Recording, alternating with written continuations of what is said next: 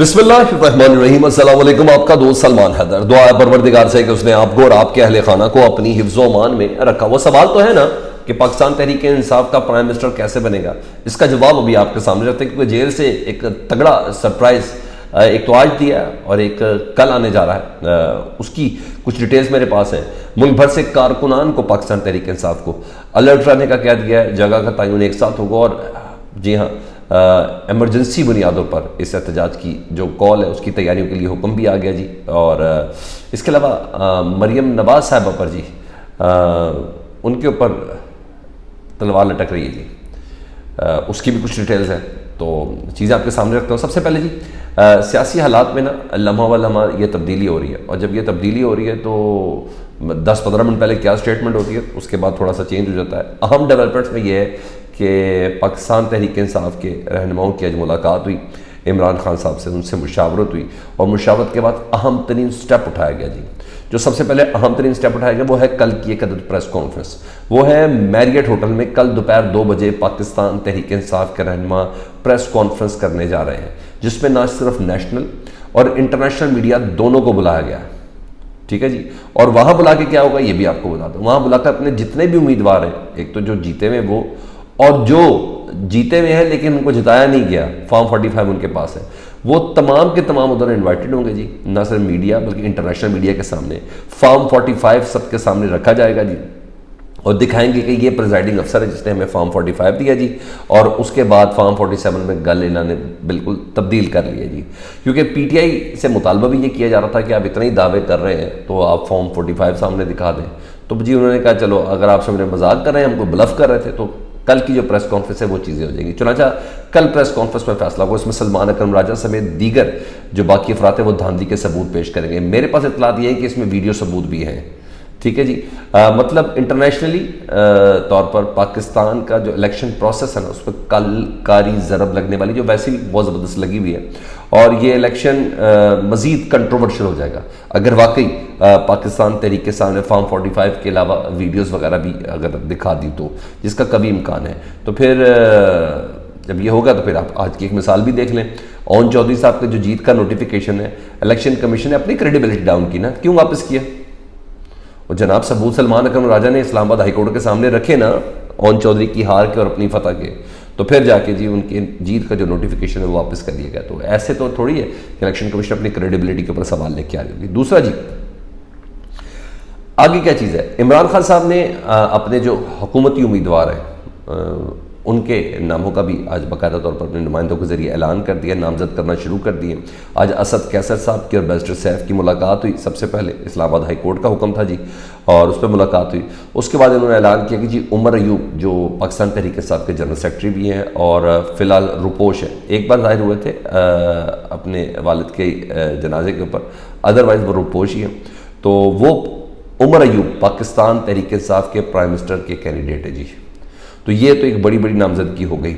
इसके अलावा केपीके के जो स्पीकर है ना, केपीके असम्बली के, असद कैसर के भाई होंगे जी।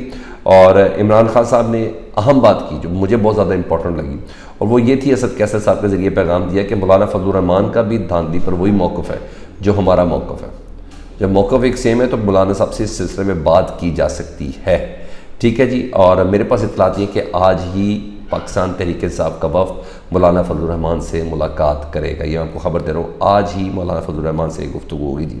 अच्छा, बात की जाए, और कल वैसे मौलाना साहब ने भी कहा था कि हमारा जिस्मानी इख्तलाफ तो है नहीं, जहनी इख्तलाफ है, वो किसी वक्त भी दूर हो सकता है।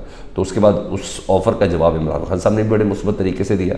तो उन्होंने कहा जी बिल्कुल बात हो सकती है। तो ये एक अच्छा, एक मुझे लगा कि एक अच्छी पेशरफ्त है, और जवाब में जो मुस्बत जवाब आया वो थी। बैरिस्टर सैफ ने शुरू में एक बात की थी, और बैरिस्टर साहब ने जब मुलाकात के बाद वो आए असद कैसर के साथ, तो उन्होंने कहा कि बाहर आकर के पीपल्स पार्टी से भी बातचीत करने का मैंडेट मिला है। लेकिन ये नहीं पता कि वो हुकूमत साजी के लिए था क्या नहीं था, और कहा था कि इस सिलसिले में कमेटी भी हम एक तश्कील दे रहे हैं, ये सब है। लेकिन बैरिस्टर गौहर जो सही अथेंटिक आदमी है जी, वो बाहर आए ना, तो उन्होंने कहा नहीं जनाब, उन्होंने मज़ीद तशरीह की और तरदीद की इस बात की। उन्होंने कहा बिल्कुल भी नहीं, ये सब धांधली में मुलव्वस है, नून लीग और पीपल्स पार्टी, और इन दोनों से बात नहीं होगी। और मुझे ऐसा लगता है कि जैसे बैकडोर गुफ्तगू पीपल्स पार्टी के साथ होगी या हो रही है, मुझे ऐसा लगता है। क्योंकि इस खबर के बाद ना आसिफ अली जरदारी साहब का वज़न बढ़ गया। वो इमरान खान से जो कहता था बात ही नहीं करनी, जैसी वो खबर पहले बाहर निकली, पता नहीं दाना डाला या कुछ भी हुआ, बात तो हुई है ना, वैसे से वैसे थोड़ी बात कर सकते हैं, कुछ भी ये चीज़ हो सकती है। तो उसके बाद आसिफ जरदारी का के बातचीत से कुछ हल निकल आया, यानी पोजीशन उनकी बेहतर हो गई आसिफ अली जरदारी की। मलिक रियाज साहब अलहदा कोशिश कर रहे हैं, पीपल्स पार्टी और पाकिस्तान तहरीक इंसाफ दोनों के इल्हाक के साथ अपकमिंग गवर्नमेंट की ये बड़ी सीरियस कोशिश हो रही है। और अगर मौलाना साहब से भी बातचीत हो जाए तो इसका मतलब है पाकिस्तान तहरीक इंसाफ इस्टेब्लिशमेंट को टफ टाइम दे सकती है, अगर मौलाना साहब से भी बात हो जाए तो। यहाँ तक तो ये चीज़ है, तो मैं जो खबरें हैं वो तो मैं इस तरफ से है। दूसरा, आज मुलाकात का भी इम्कान है। उधर चौधरी शुजात साहब अडियाला जेल पहुँचे जिस वक्त मैं आपसे बात कर रहा हूँ, परवेज़ इलाही से मुलाकात करने के लिए, और ये भी एक अहम चीज़ है। हाँ, दीगर अहम अहदे जो पाकिस्तान तहरीक के साथ दिए, मियाँ असलम इकबाल साहब 9 मई के केसेस में उनका नाम है जी, FIR है जी, और अंडरग्राउंड है, उनको वज़ीर आला पंजाब के लिए नामज़द किया इमरान खान साहब ने। और यही नहीं, बलूचिस्तान से सलार काकड़ साहब, जी हाँ, उस्मान काकड़ जो सेनेटर थे जो फोत हुए, उनके भाई, उनको नामज़द किया गया है। एक जगह पर ऐसा लगता है जैसे इमरान खान साहब ने थोड़ा सा 2 कदम पीछे हटे हैं, और पहले हिलाया सबको, फिर उसके बाद पीछे हटे, क्योंकि बैरिस्टर गौहर से जब बात हुई ना तो बैरिस्टर गौहर ने ये कहा कि KPK के वज़ीर आला पर भी गौर हो रहा है। ठीक है, तो इसका मतलब है अली अमीन गंडापुर के हवाले से जितना हिलाना था खान साहब ने हिला दिया, अभी उस पर मज़ीद बात सोचा जा रहा है, अभी वो नामज़द नहीं है। ये बैरिस्टर गौहर साहब ने बोला। तो वो जो टीज़र था वो दे के हाँ जी, तो काफ़ी ज़्यादा ये है, क्योंकि आज गिलगित बल्तिस्तान से भी एक FIR जो 2021 में थी ना, उस पर वारंट गिरफ्तारी जारी हो गए ना, गिलगित बल्तिस्तान के इलेक्शन के दौरान कुछ हुआ था, तो वो आज उनके ऊपर FIR है। तो सारी FIR अब जगाई जा रही है अली अमीन गंडापुर के ऊपर। तो बहरहाल बैरिस्टर गौहर साहब ने कहा कि अभी उसके ऊपर बातचीत हो रही है।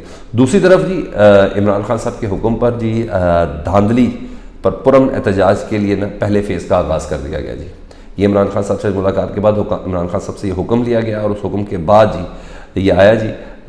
मौलाना साहब ने तो आज कराची से आगाज़ कर भी दिया है, और कहा जा रहा है कि हफ्ते से पाकिस्तान तहरीक इंसाफ इस धांधली के ऊपर पुरअमन एहतजाज करेगी।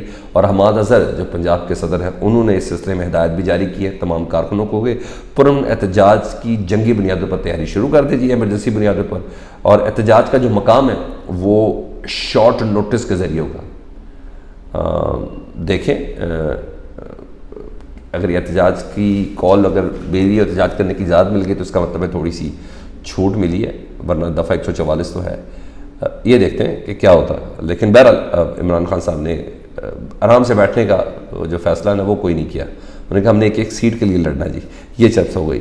अच्छा, इसी सारे सिनेरियो में ना मुझे ऐसा लगता है कि इस्टेब्लिशमेंट जो है वो बेनिफिशरी है, और उसके बाद अगर कोई बेनिफिशरी है तो पाकिस्तान पीपल्स पार्टी है। ठीक है जी, क्योंकि कमज़ोर मुझे नून लीग लग रही है, और वजह भी यही है कि सबको चैलेंजेस भी है ना। अब शहबाज शरीफ साहब की हुकूमत बनी नहीं तो ख्वाजा आसिफ साहब खुद कह रहे हैं कि पीपल्स पार्टी अगर गवर्नमेंट में नहीं हुई तो किसी वक्त भी हमारे कदमों के नीचे से कालीन छीना जा सकता है। एक चीज़, मरियम नवाज साहबा को धचका मियाँ असलम इकबाल साहब की शक्ल में मिला कि वो उधर से कैंडिडेट है, तो वो अभी हलफ लिया नहीं है, तो नून लीग के लिए बड़े चैलेंज है, और अदम एतमाद की उधर तलवार भी लटक रही है। तो मुझे ऐसा लगता है कि सबसे ज़्यादा वल्नरेबल, कमज़ोर और पथेटिक पोजीशन ना इस सारे सिनेरियो में मुस्लिम लीग नून की है।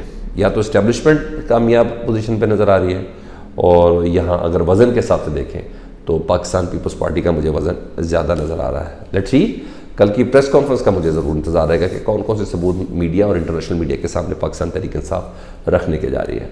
फीडबैक से मुतल्लिक आगा करें, अपना बहुत ख्याल रखें। अल्लाहुम्मा सल्ली अला मुहम्मद व आले मुहम्मद।